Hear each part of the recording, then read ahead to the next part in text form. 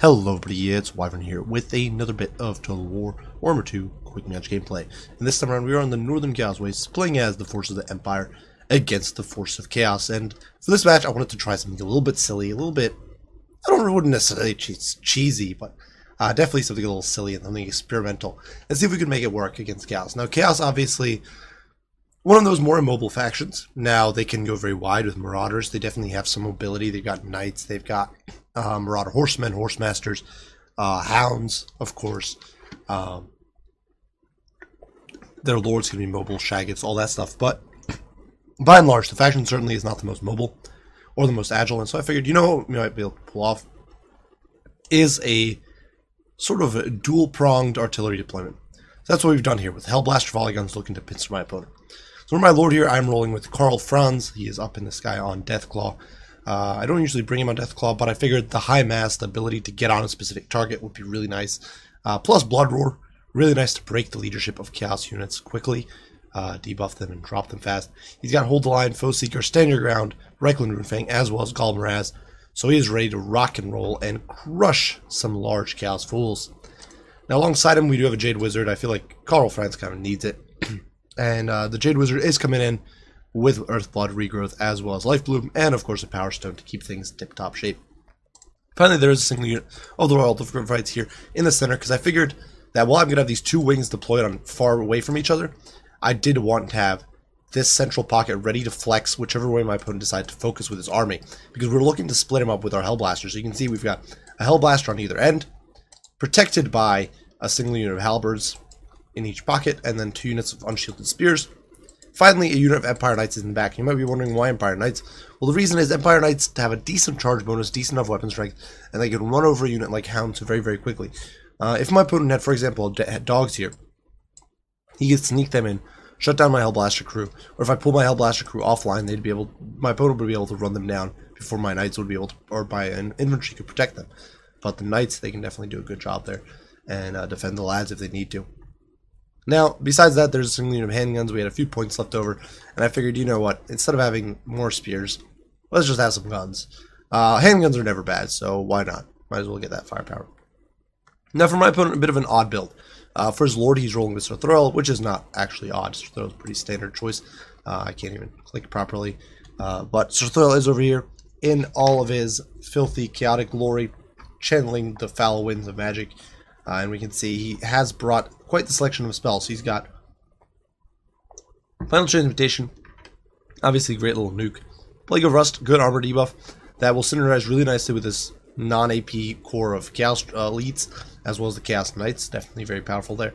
And then Searing Doom to nuke my backline. So definitely some nasty stuff. Metal Shifting, of course, providing global buffs. Scroll of Leeching, which is a bit surprising. You don't see this very often, but it does debuff power recharge rate. Arcane Conduit, and Standard Die. Alongside him, there is a Dragon Ogre Shaggoth for anti-large purposes, and the Soul of Damnation. An interesting choice if I ever saw one. I think it's not a very good choice against Empire, because if I had brought cannons, this artillery piece would be in for a very, very bad time. But right now, because my opponent did bring these Aspiring Champions, and they're camping back here, and I actually can't see them right now, because they're hidden back here, and I wasn't really checking for him. He's actually able to keep arcing shots and start sniping me. And it's kind of funny, because I didn't know, I was kind of wondering how he sees me, and I never realized it in this match.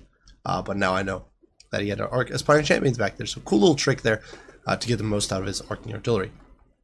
But definitely a risky choice against cannon-heavy faction like Empire. Alongside that, we do have 3 units of Marauder Horsemen looking to harass alongside these Chaos Knights, the Demon Spew and Mirror Guard, and then 2 units of Chaos Marauders with great weapons who can definitely trade alright against units like Great Swords and lower-end Empire troops. Mirror Guard and Demon Spew just overwhelm Empire State troops like no problem.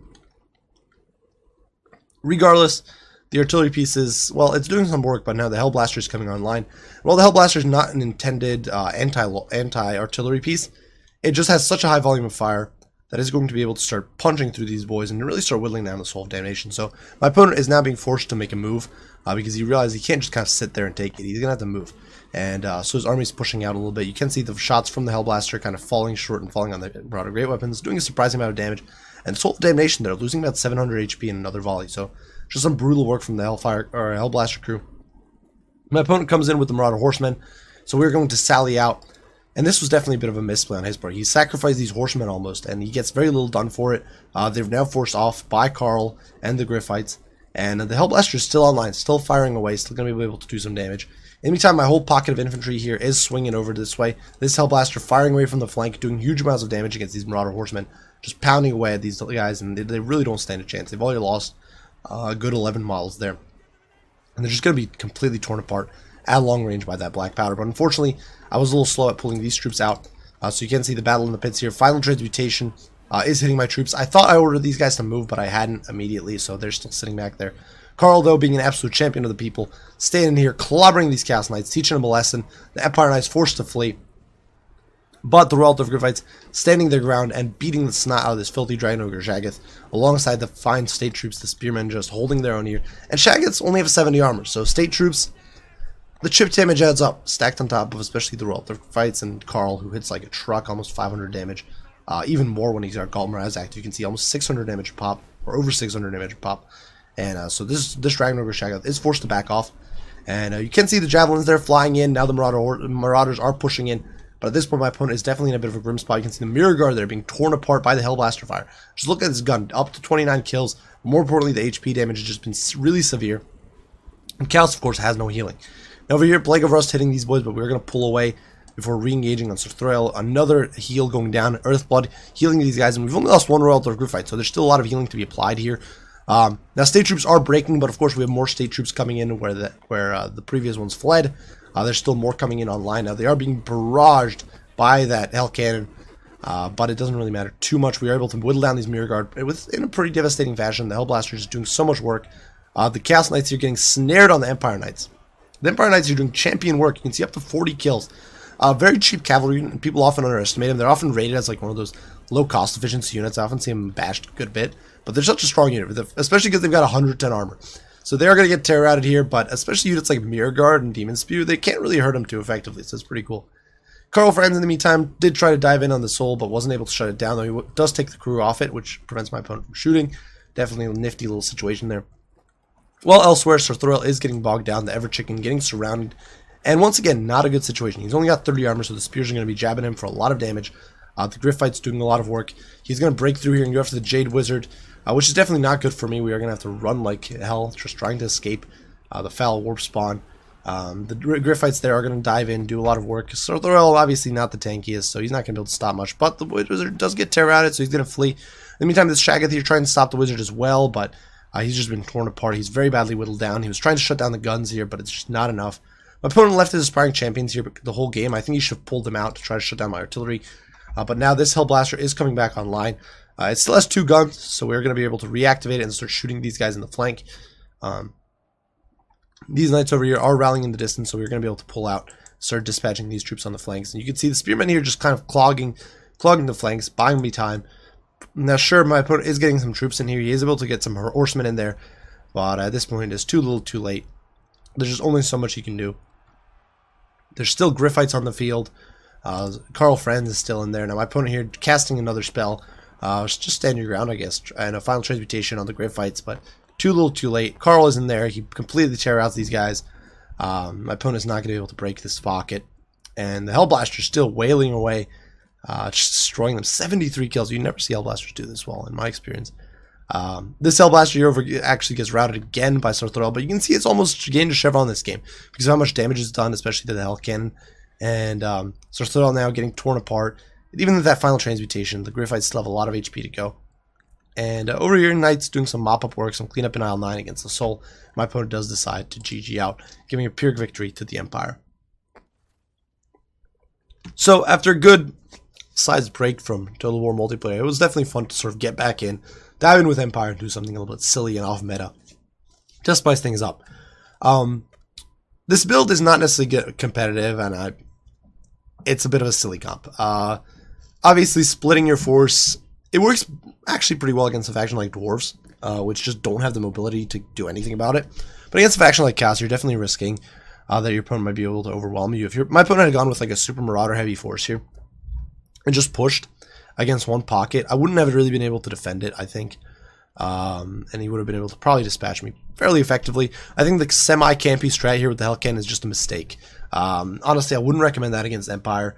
The fact that on top of that, my opponent invested in these aspiring champions who basically just played spotter team. Now, it's a cool idea, but paying 550 gold for a spotter team that just sits there and does nothing else all game is rough. That's a lot of gold down the drain, essentially. If your Hellcan isn't doing amazing work. And the Hellcan, 64 kills, it's okay, but nothing too impressive. Definitely not worth it, in my opinion. Could have easily swapped the soul in the aspiring champions for 2,000 gold worth of all the better troops. And had I gone, there's plenty of Empire players who go with cannon heavy builds, or not even cannon heavy builds. They'll bring like the Hammer of Witches. They'll bring like one cannon, and that will immediately ruin your day. The Soul of Damnation will come nowhere close. In this game, it didn't come close to paying for itself. And 64 kills against low tier state troops, even against halberds, is not paying for a $1,600 cannon. And even with better target prioritization, my opponent could have targeted the crit fights, and that was basically it. There's just no targets for it, and I think it's just not a worthwhile investment. That's just my 2 cents there. Besides that, not a bad comp necessarily. I definitely just think you can go wider. Ditch the soul and go wider. Personally, not the biggest fan of Chaos Knights in this matchup. They can do okay with Sorthorel support, but personally, I prefer Dragon Ogre Shaggots or Dragon Ogres for the damage output against large. Regardless, well played to my opponent, JW Soul here. I do hope you guys enjoyed the video. If you found it fun and entertaining and gave you some silliness. The Hellblasters really performed a lot better than I anticipated. Just able to rack up a lot of kills, or more specifically, one of them did, was just able to keep wailing. And I guess in that sense, the strategy worked. My opponent could only focus on one side, and the Hellblasters tore him apart, and really performed well. Empire Knights did a pretty banging job as well. And so, I was pretty happy. I do hope you guys enjoyed. If you have any comments, any criticism, any questions, any requests, as usual, don't hesitate to put them down below, and I will do my best to respond as soon as I can. I do thank you all for watching, and I will see you all in the next one. Bye for now.